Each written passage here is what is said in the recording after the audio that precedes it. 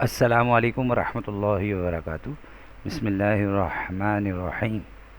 پیارے بچوں، میں آپ کو ایک بار پھر خوش آمدید کہتا ہوں اور امید کرتا ہوں کہ آپ اور آپ کے خاندان کے افراد تمام جو ہے مکمل خیریت سے ہوں گے، اور آپ تمام جو ہیں وہ دین اسلام پہ عمل کرنے کی بھرپور کوشش کر رہے ہوں گے، جس میں جو ہے بھائی وہ پاکی ہے بیٹا، صفائی ہے، باوضو ہو کے 5 وقتہ نماز پڑھنا، ٹھیک ہے، اور سنت موقدہ پڑھنا، نوافل پڑھنا، تلاوت قرآن پاک، اللہ کا ذکر، خدمت، والدین کو پیار محبت سے دیکھنا، پڑوسیوں کے اور بڑوں کے چھوٹوں کے جانوروں کے پرندوں کے حقوق کا خیال رکھنا، ٹھیک ہے بیٹا۔ اسی طرح آپ لوگ امید ہے کہ صدقے کا بھی اہتمام کر رہے ہوں گے، دعاؤں کا بھی اہتمام کر رہے ہوں گے انشاءاللہ۔ اچھا پیارے بچوں، آج مضمون اردو میں ہم سبق ہمارا ایماندار تاجر، اس روز کی بلند خوانی مکمل ہوئی، اور چند طلباء کی باری ابھی باقی ہے جو کہ بلند خوانی کریں گے انشاءاللہ۔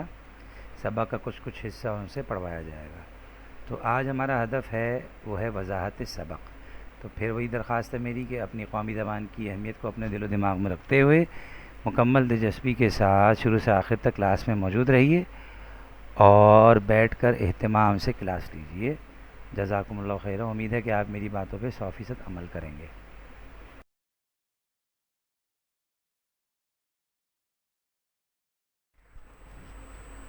عزیز طلباء کرام، میں سبق کی وضاحت کا آغاز کرتا ہوں۔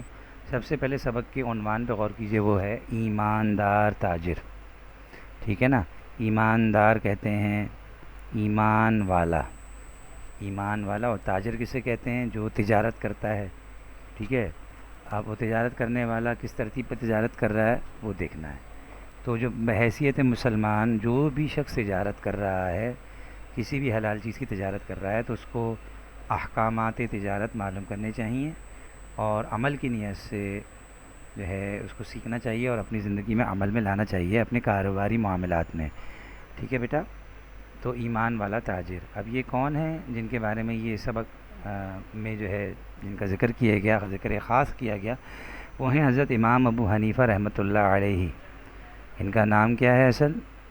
نعمان بن ثابت، نعمان بن ثابت۔ اور ائمہ اکرام کے مطلب ائمہ اکرام 4 ہیں بڑے مشہور، ٹھیک ہے، فقہ کے۔ اس میں سب سے بڑا مرتبہ مقام جو ہے وہ حضرت امام ابو حنیفہ رحمۃ اللہ علیہ کا ہے، جن کے بارے میں بتایا گیا، دیکھیں کہ وہ قرآن و حدیث کے بہت بڑے عالم تھے، یعنی قرآن پاک کی تفسیر اور مسائل کا علم، احادیث پہ مطلب احادیث کا یاد کرنا اور ان کے مقاصد کو سمجھنے میں وہ بہت آگے تھے ماشاءاللہ، بہت قابل اور اللہ کے ولی آدمی تھے، بہت نیک انسان تھے، ٹھیک ہے۔ اس بنیاد پر اللہ نے ان کو علمی قابلیت عطا فرمائی۔ اچھا، آپ عراق کے شہر کے رہنے والے تھے۔ عراق ایک ملک کا نام ہے، آپ کے علم میں مسلمانوں کا ملک ہے۔ تو آپ عراق کے شہر کوفہ کے رہنے والے تھے، آپ وہاں اس کی مطلب وہاں پہ رہائش پذیر تھے۔ اچھا، آپ کس چیز کی تجارت کرتے تھے؟ آپ تاجر تو تھے، لیکن تجارت کس چیز کی کیا کرتے تھے؟ کپڑے کی، کپڑے کی تجارت کیا کرتے تھے۔ اور آپ نے ہمیشہ اس بات کو اپنے دل و دماغ میں رکھا کہ 100% حلال آمدنی ہونی چاہیے، اس میں ایک پیسہ بھی حرام کا نہ ہو، ٹھیک ہے۔ اس کا اہتمام کیا، اور اللہ کو یہی پسند ہے ہر مسلمان تاجر سے۔ تو ایک مرتبہ جو حضرت امام ابو حنیفہ رحمۃ اللہ علیہ کے ایک ملازم جو ان کے ہاں کام کیا کرتے تھے، تو ان کو جو ہے نا بازار جانا تھا، اور کچھ کپڑے کے تھان وہ ہوتا ہے جس میں کئی میٹر کپڑا جو ہے نا وہ ایک ساتھ ہوتا ہے، ایک ہی رنگ کا، ایک ہی مزاج کا، ٹھیک ہے۔ تو بازار میں جا کے اس کو فروخت کرنا تھا، مطلب بیچنا تھے۔ تو اس میں سے ایک تھان ایسا تھا جس میں کچھ خرابی تھی، کچھ عیب تھا، کچھ نقص تھا۔ تو آپ نے اپنے ملازم کو سمجھاتے ہوئے کہا کہ جب یہ اور تھان جب بیچنا تو اس تھان کو بیچتے وقت خصوصی طور پہ جو گاہک ہے، گاہک کہتے ہیں خریدار کو، خریدار کو کہتے ہیں، ٹھیک ہے، تو اس کو لازمی طور پہ یہ بتانا کہ اس تھان میں کیا خرابی ہے، ٹھیک ہے، یہ ذہن نشین رہے۔ اب ملازم جب بازار گئے اور تھانوں کے علاوہ جو ہے وہ جو ہے جب بیچنے لگے تو وہ اس بات کو بھول گئے۔ وجہ کیا تھی کہ جو گاہک آیا اس نے اتنی بہترین قیمت لگائی ان تھانوں کی کہ ذہن سے نکل گیا، ٹھیک ہے۔ اب مزید آگے سلائڈ میں وضاحت کرتا ہوں انشاءاللہ، جزاکم اللہ خیرہ۔ پیارے بچوں، محترم طلبہ کرام، اب میں سبق کی مزید وضاحت کروں گا۔ تو کوئی خیال ہی نہیں رہا، وہ جو ملازم تھے کہ کیونکہ وہ جو گاہک آیا، جو خریدار آیا، اس نے اتنی زبردست قیمت لگائی ایسی کہ ذہن سے یہ بات اوجھل ہو گئی۔ اب جب وہ بڑے خوش ہوئے کہ جب میں واپس آؤں گا تو نعمان بن ثابت جو ہیں وہ بہت خوش ہوں گے، ٹھیک ہے، کہ بڑے بہترین قیمت میں یہ تھان کپڑے کے فروخت ہو گئے۔ لیکن جب وہ وہاں پر گئے تو حضرت امام ابو حنیفہ رحمۃ اللہ علیہ کو اللہ کے حکم سے یاد آیا کہ کیا جس بات کو میں نے آپ کو خاص ہدایت کی تھی، آپ کو بتلایا تھا کہ یہ ایک تھان اس میں ایسا ہے جس میں یہ خرابی ہے، تو کیا آپ نے وہ گاہک کو بتا دیا تھا؟ تو وہ کہنے لگے کہ بھائی دراصل انہوں نے جو ہے وہ ایسی بہترین قیمت لگائی، اس بات کو دہرایا اور یہ بات میرے ذہن سے نکل گئی، مجھے خیال ہی نہیں رہا۔ اب گاہک نے دھانوں کو، ٹھیک ہے نا، خرید لیا۔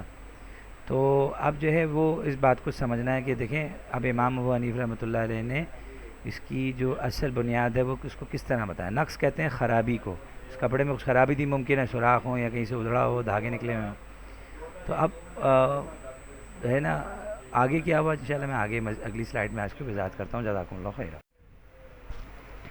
عزیز طلبہ کرام، پیارے بچوں، دیکھیے اب سبق کے آخر میں سبق مکمل ہو رہا ہے تو ہوا کیا کہ انہوں نے کمال احتیاط کا مظاہرہ کیا، حضرت امام ابو حنیفہ رحمۃ اللہ علیہ، جن کا نام نعمان بن ثابت تھا۔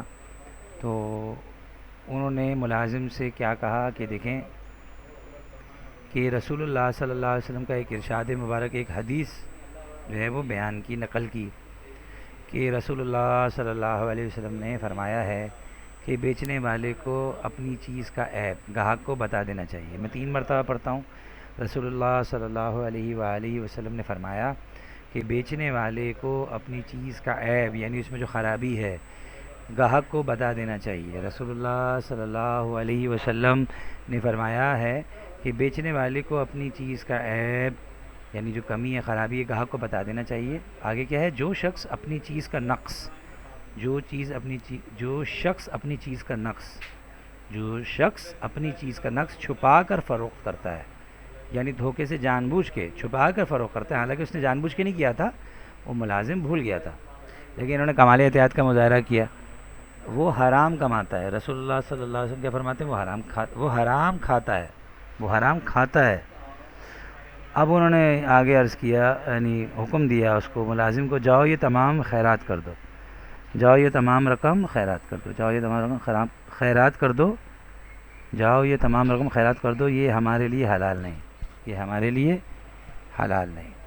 تو اب اس سے کئی باتیں پتہ چلتی ہیں کہ ایک مسلمان تاجر کو احکامات تجارت لازمی سیکھنے چاہیے کہ اس میں کیا بات جائز ہے، ناجائز ہے، کیا حلال ہے، کیا حرام ہے، پھر اس کو اس کاروبار کی ترتیب بنانی چاہیے اور خوب محنت سے کام کرنا چاہیے، کاروبار کو وقت دینا چاہیے، اللہ پہ بھروسہ کرنا چاہیے اور نبی کریم صلی اللہ علیہ وسلم کی سنت مبارکہ پہ عمل کرتے ہوئے تجارت جیسے بہترین پیشے کو اپنانا چاہیے۔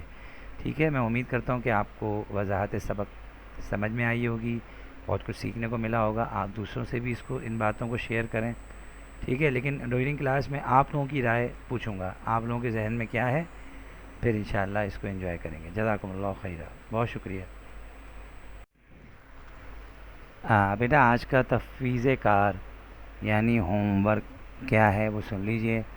وہ یہ ہے کہ سبق کا بہترین سرورق بنا لیجئے، سبق کا بہترین سرورق بنا لیجئے اور اس میں تصویری کام کچھ اس طرح کر سکتے ہیں کہ بغیر آنکھیں، ناک، ہونٹ وغیرہ بناتے ہوئے شخص کی ایسی تصویر بنائیے، کسی بھی خاکے کی جس میں وہ کوئی چیز بیچ رہا ہو۔ کپڑے کے تھان آپ بنا سکتے ہیں، کپڑے کے تھان بیچتے ہوئے ان کو دکھائیے، ٹھیک ہے انشاءاللہ۔